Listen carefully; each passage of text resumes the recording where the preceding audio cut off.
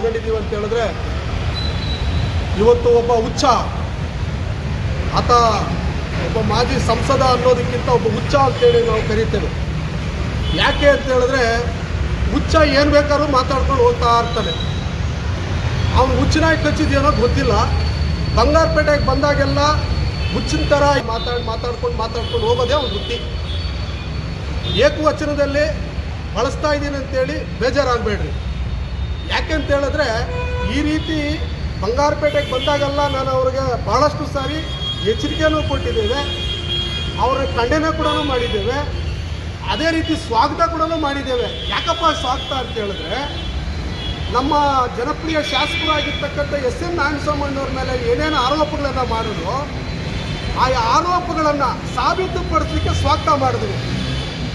ಆದರೆ ಇದುವರೆಗೂ ಆ ಹುಚ್ಚ ಆ ಆರೋಪಗಳನ್ನು ಏನು ನಾವು ಮಾಡಿ ಅವನ ಆರೋಪ ಮಾಡಿದನೋ ಆ ಆರೋಪವನ್ನು ಸಾಬೀತುಪಡಿಸೋಕ್ಕೆ ಸಾಧ್ಯ ಆಗಲಿಲ್ಲ. 5 ವರ್ಷ ಈ ಕೋಲಾರ ಜಿಲ್ಲೆಯ ಒಬ್ಬ ಸಂಸದನಾಗಿದ್ದ.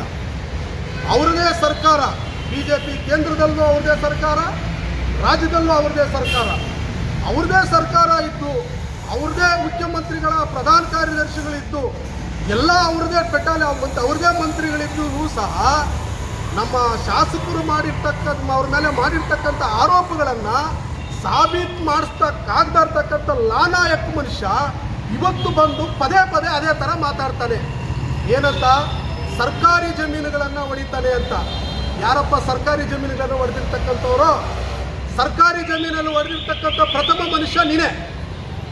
ಇದೇ ನಮ್ಮ ದೊಡ್ಡಮಡಗು ಭಾಗದಲ್ಲಿ ಸರ್ಕಾರಿ ಜಮೀನುಗಳು ಹಾಕ್ಕೊಂಡಿರೋ ನೀನು, ಏಕಲ್ ಹೋಬಳಿಯಲ್ಲಿ ಸರ್ಕಾರಿ ಜಮೀನುಗಳು ಹಾಕ್ಕೊಂಡಿರೋ ನೀನು. ನಮ್ಮ ಶಾಸಕರು ಆ ರೀತಿ ಯಾವುದಾದ್ರೂ ಮಾಡಿದರೆ ನೇರವಾಗಿ ಬಹಿರಂಗಕ್ಕೆ ಬನ್ನಿ, ಬಹಿರಂಗವಾಗಿ ಚರ್ಚೆಗೆ ಬನ್ನಿ ಅಂತೇಳಿ ಹಲವಷ್ಟು ಬಾರಿ ಹೇಳಿದ್ದೀವಿ. ನಮ್ಮ ಶಾಸಕರು ಪದೇ ಪದೇ ನಿಮ್ಗೆ ಹೇಳಿದ್ದಾರೆ, ನಿಮ್ಮ ಅಪ್ಪನಿಗೆ ನೀನು ಹುಟ್ಟಿದ್ರೆ, ಮುನಿಸ್ವಾಮಿ ನಿಮ್ಮ ಅಪ್ಪನಿಗೆ ನೀನೇನಾದರೂ ಹುಟ್ಟಿದ್ರೆ ಪ್ರೂವ್ ಮಾಡೋಂಥ ನಮ್ಮ ನಾಯಕರು ಸಾಕಷ್ಟು ಬಾರಿ ಹೇಳಿದ್ದಾರೆ. ಇದುವರೆಗೂ ನೀನು ಪ್ರೂವ್ ಮಾಡೋಕ್ಕಾಗಲಿಲ್ವಲ್ಲ. ಇವತ್ತು ಬಂಗಾರಪೇಟೆ ಏನು ಪ್ರಮುಖ ಬೀದಿಯಲ್ಲಿ ಬಂದು ಏನು ಗಂಗಂಪಳ್ಳಿಗೆ ಹೋಗೋ ರಸ್ತೆಯಲ್ಲಿ ಅಲ್ಲಿ ಏನು ಒತ್ತುವರಿ ಮಾಡ್ಕೊಂಡಿದ್ದಾರೋ, ಈಗ ಹಿಂದೆ ಸುಮಾರು ವರ್ಷಗಳಿಂದ ಸರ್ಕಾರಿ ಜಾಗವನ್ನು ಒತ್ತುವರಿ ಮಾಡ್ಕೊಂಡಿದ್ದಾರೋ, ಆ ಒತ್ತುವರಿದಾರರನ್ನೆಲ್ಲ ಈಗಾಗಲೇ ನಮ್ಮ ಶಾಸಕರು ಕರೆಸಿ ಪುರಸಭೆಯಲ್ಲಿ ಅವ್ರನ್ನೆಲ್ಲರೂ ಒಮ್ಮತ್ತು ಅಭಿಪ್ರಾಯ ತಗೊಂಡು ಆ ಒತ್ತುವರಿ ಮಾಡ್ಕೊಂಡಿರೋರಿಗೆ ಪರ್ಯಾಯವಾಗಿ ಬೇರೆ ಕಡೆ ವ್ಯವಸ್ಥೆ ಮಾಡಿಕೊಡ್ತೀರಪ್ಪ, ನೀವೇನು ಸರ್ಕಾರಿ ಜಾಗನ ಒತ್ತುವರಿ ಮಾಡ್ಕೊಂಡಿದ್ದೀರಿ, ಅಲ್ಲಿ ಮೈನಾರಿಟಿ ಹಾಸ್ಟೆಲ್ ಇದೆ, ಕನ್ನಡ ಸಂಘ ಭವನ ಇದೆ, ಪತ್ರಕರ್ತರ ಭವನ ಇದೆ, IBM ಶಾಲೆ ಇದೆ, ದರ್ಗಾ ಇದೆ, ಈ ಭಾಗದಲ್ಲಿ ಸುಮಾರು ಸಾವಿರಾರು ಜನಸಂಖ್ಯೆ ಓಡಾಡ್ತಾ ಇದ್ದಾರೆ. ಮುಂದೆ ಅಲ್ಲಿ ದೊಡ್ಡ ಅಂಬೇಡ್ಕರ್ ಭವನ ನಿರ್ಮಾಣ ಆಗ್ತಾ ಇದೆ, ಅಲ್ಲಿ ಪಾರ್ಕಿಂಗ್ ಸಮಸ್ಯೆ ಆಗ್ತಾ ಇದೆ, ರೋಡ್ ಚಿಕ್ಕದಾಗಿದೆ. ಅವರು ಮನವೊಲಿಸಿ ರೋಡನ್ನು ಒತ್ತುವರಿ ಮಾಡ್ಕೊಂಡಿರೋ ರೋಡನ್ನು ಮನವೊಲಿಸಿ ತೆರವುಗೊಳಿಸೋದಕ್ಕೆ ಒಪ್ಕೊಂಡಿದ್ರು. ಆದರೆ ಈಗಾಗಲೇ ನಾವು ಅದನ್ನು ಪದೇ ಪದೇ ಹೇಳ್ತಾ ಇದ್ದೀವಿ. ಬಂಗಾರಪೇಟೆಗೆ ಬಂದರೆ ಬೆಂಕಿ ಇಟ್ಟು ಹೋಗೋ ಕೆಲಸ ಇವತ್ತಾಗಿರೋದು ಅದೇ ಕೆಲಸನೇ.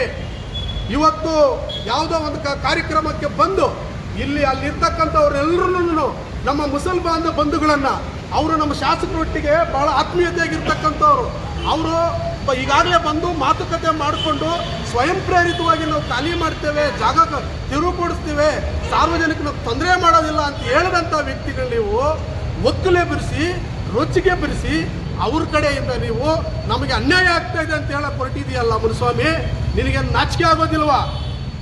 ಸರ್ವೆ ನಂಬರ್ 138 ಅಂತ ಹೇಳ್ತೀಯ, ನಿಮ್ಮ ಅಪ್ಪಂದ ಸರ್ವೆ ನಂಬರ್ 138 ಅಲ್ಲೆಲ್ಲ ಟೇಕಲ್ದ ಹತ್ರನೋ ಇಲ್ಲೆಲ್ಲೋ ಇದರಲ್ಲಿ ಆ ಗುಡಿಸಿಲು ಮುನಿಸ್ವಾಮಿ ಅಂತ ಕರೀತಾರಲ್ಲ ನಿನ್ನನ್ನು, ಅಲ್ವಾ ಕೇಳು ಸರ್ವೆ ನಂಬರ್ಗಳು ಯಾವುದಂತ ಹೇಳ್ತಾರೆ. ಇಲ್ಲಲ್ಲ, ಇವತ್ತು ಬಂಗಾರಪೇಟೆ ಟೌನು ಅಭಿವೃದ್ಧಿ ಆಗ್ತಾ ಇದೆ. ಕೇವಲ ಗಂಗಂಪಳ್ಳಿ ಅಂಬೇಡ್ಕರ್ ರಸ್ತೆ ಒಂದೇ ಅಲ್ಲ, ನಂದಿ ಮೆಡಿಕಲ್ ರಸ್ತೆಯನ್ನು ಅಗಲೀಕರಣ ನಡೀತಾ ಇದೆ, ಬಸ್ ಸ್ಟ್ಯಾಂಡ್ ರಸ್ತೆ ಅಗಲೀಕರಣ ನಡೀತಾ ಇದೆ, ವೆಸ್ಟರ್ನ್ ರೆಸಾರ್ಟಿಂದ ಹಿಡಿದು ದಿಂಬದ ಗೇಟ್ವರೆಗೂ ರಸ್ತೆ ಅಗಲೀಕರಣ ನಡೆಸ್ತಾ ಇದೆ. ಈ ಕಡೆ ರಂಗಪ್ಪ ಪೆಟ್ರೋಲ್ ಬಂಕಿಂದ ಹಿಡಿದು ಕೃಷ್ಣಾವರಂವರೆಗೂ ರಸ್ತೆ ಅಗಲೀಕರಣ ನಡೀತಾ ಇದೆ. ಇದಕ್ಕಿಂತ ಮುಖ್ಯವಾಗಿ ದೇಶಹಳ್ಳಿ ರೈಲ್ವೆ ಗೇಟ್ವರೆಗೂ ರಸ್ತೆ ಅಗಲೀಕರಣ ನಡೀತಾ ಇದೆ. ಇದು ಯಾವುದೋ ನಿನ್ನ ಕಣ್ಣಿಗೆ ಕಾಣಿಸ್ತಾ ಇಲ್ವಾ? ನಿನ್ನ ಕಣ್ಣು ಅನ್ನೋದು ಹಿಮ್ರಾಗಿದೆಯಾ ಇಲ್ಲ ಮುಚ್ಚೋಗಿದೆಯಾ? ಅಭಿವೃದ್ಧಿ ಅಂದರೆ ಅದನ್ನು ಬಿಟ್ಟು ನೀನು ಇಲ್ಲಿ ಬಂದು ಜನರು ರೊಚ್ಚಿಗೆ ಬರಿಸಿ ಈ ರೀತಿ ಮಾಡ್ತಾ ಇದೆಯಲ್ಲ. ಈ ಕಡೆ ಎಲ್ಲ ಈಗ ದೇಶಹಳ್ಳಿಯಲ್ಲಿ ಕೆಲಸ ಮಾಡ್ತಾ ಇದ್ದಾರೆ, ರಸ್ತೆ ಅಗಲೀಕರಣ ಮಾಡ್ತಾ ಇದ್ದಾರೆ. ಅಲ್ಲಿ ಶಾಸಕರದ್ದು ಏನೋ ಅಲ್ಲಿ ಜಾಗ ಇದೆಯಾ? ಯಾವುದೋ ಒಂದು ಅರ್ಧ ಇಂಚು ಸೈಟ್ ಇದೆಯಾ? ನಂದಿ ಮೆಡಿಕಲ್ ವೃತ್ತದಲ್ಲಿ ಈ ಕಡೆ ಅಗಲೀಕರಣ ಮಾಡ್ತಾ ಇದ್ದಾರೆ, ಅಲ್ಲಿ ಶಾಸಕರಿಗೆ ಯಾವುದನ್ನು ಪ್ರಾಪರ್ಟಿ ಇದೆಯಾ? ಟೌನಲ್ಲೆಲ್ಲ ಅಗಲೀಕರಣ ಮಾಡ್ತಾ ಇದ್ದಾರೆ, ಅಲ್ಲಿ ಯಾವುದನ್ನು ಇದೆಯಾ? ಅಮರಾವತಿಯಲ್ಲಿ ಮಾಡ್ತಾ ಇದ್ದಾರೆ, ಅಲ್ಲಿ ಯಾವುದನ್ನು ಇದೆಯಾ? ಕೋಲಾರ ಮುಖ್ಯ ರಸ್ತೆಯಲ್ಲಿ ಮಾಡ್ತಾ ಇದ್ದಾರೆ, ಅಲ್ಲಿ ಯಾವುದನ್ನು ಇದೆಯಾ? ಇನ್ಯಾಕೋ ಹೇಳ್ತೀಯ ಈ ಥರ ಬಂಡಗೆಟ್ಟು ಮಾತುಗಳನ್ನ? ಅಲ್ಲೇ ಮುನ್ಸ್ವಾಮಿ, ನಿಮಗೆ ಪದೇ ಪದೇ ಪದೇ ಹೇಳ್ತಾ ಇದ್ದೀವಿ, ನಮ್ಮ ನಾಯಕರಾಗಿರ್ತಕ್ಕಂಥ ಎಸ್.ಎನ್. ನಾರಾಯಣಸ್ವಾಮಣ್ಣವರು ಏನಾದರೂ ಆ ರೀತಿ ಸರ್ಕಾರಿ ಜಾಗಗಳನ್ನು ಆ ರೀತಿಯನ್ನು ಹಾಕ್ಕೊಂಡಿದ್ರೆ ನೀನು ಪ್ರೂವ್ ಮಾಡು. ನಾಳೆನೇ ನಮ್ಮ ನಾಯಕರ ಕಡೆಯಿಂದ ನಾವು ರಾಜೀನಾಮೆ ಕೊಡಿಸ್ತೀವಿ. ಇಲ್ಲಾಂದ್ರೆ ನೀನೇನು ಮಾಡ್ತೀಯಾ? ನಮ್ಮ ನಾಯಕರ ಮನೆ ಕಾಯ್ತೀಯಾ? ನಿಮಗೋಸ್ಕರ ಒಳ್ಳೆ ಶೂಟ್ ಬಟ್ಟೆ ರೆಡಿ ಮಾಡಿಟ್ಟಿದ್ದೀವಿ, ಒಂದು ಟೋಪಿ, ಒಂದು ಕೋಲು, ಬೆಲ್ಟ್ ಎಲ್ಲ ರೆಡಿ ಮಾಡಿದ್ದೀನಿ. ಸೆಕ್ಯೂರಿಟಿ ಕೆಲಸ ಮಾಡೋಕ್ಕೆ ನೀನು ರೆಡಿ ಇರ್ತೀಯಾ ಮುನ್ಸ್ವಾಮಿ? ಇದು ನಿನಗೆ ಕೊಡ್ತಾ ಇರ್ತಕ್ಕಂಥ ಚಾಲೆಂಜ್.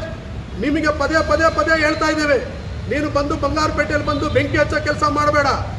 ಒಬ್ಬಟ್ಲಿಕೆರೆ ಅಂತ ಹೇಳ್ತೀಯಲ್ಲೇ, ಒಬ್ಬಟ್ಲಿಕೆರೆ ವಿಚಾರ ನಿನಗೆ ಗೊತ್ತಾ? ಇಲ್ಲಿ ಶಂಸುದ್ದೀನ್ ಬಾಬಣ್ಣ ಇದ್ದಾರೆ, ಗೋವಿಂದಣ್ಣ, ಸುಹೇಲ್ ಬೈ, ಇಲ್ಲೆಲ್ಲ ದೊಡ್ಡ ದೊಡ್ಡ ಲೀಡರ್ಗಳೆಲ್ಲ ಇದ್ದಾರೆ, ವೆಂಕಟೇಶಣ್ಣ ಎಲ್ಲರೂ ಇದ್ದಾರೆ.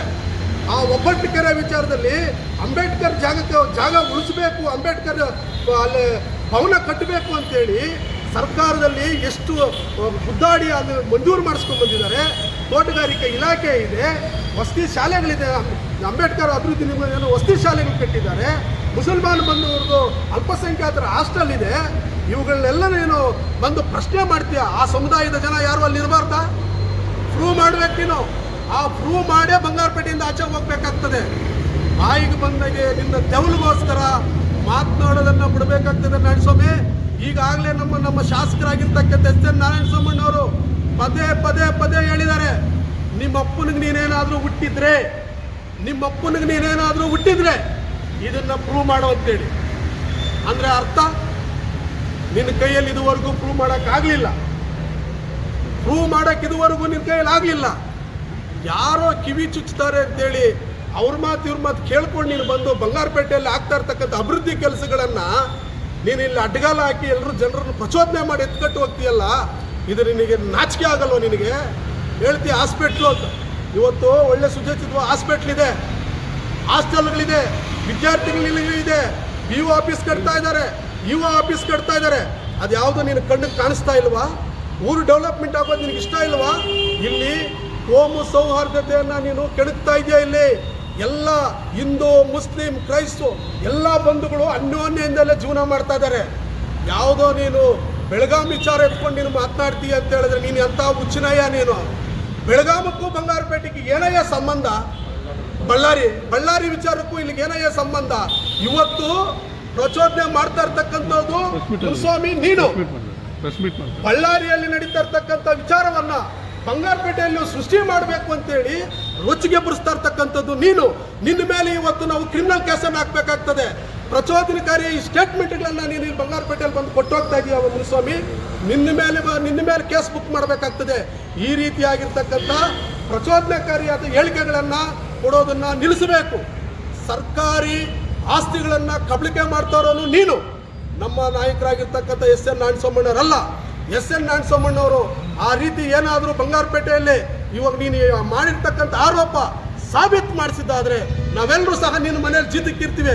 ಇಲ್ಲಾಂದರೆ ನೀನು ಒಬ್ಬ ಬಂದು ನಮ್ಮ ನಾಯಕರಾಗಿ ಎಸ್.ಎನ್. ನಾರಾಯಣಸ್ವಾಮಿ ಮನೇಲಿ ಗೇಟ್ ಕಾದ್ರೆ ಸಾಕಪ್ಪ ಅಂತ ಈ ಎಲ್ಲ ಮಾಧ್ಯಮದ ಮುಖಾಂತರವಾಗಿ ನಾನು ಅವರಿಗೆ ಸವಾಲನ್ನು ಹಾಕ್ತಾ ಇದ್ದೇನೆ.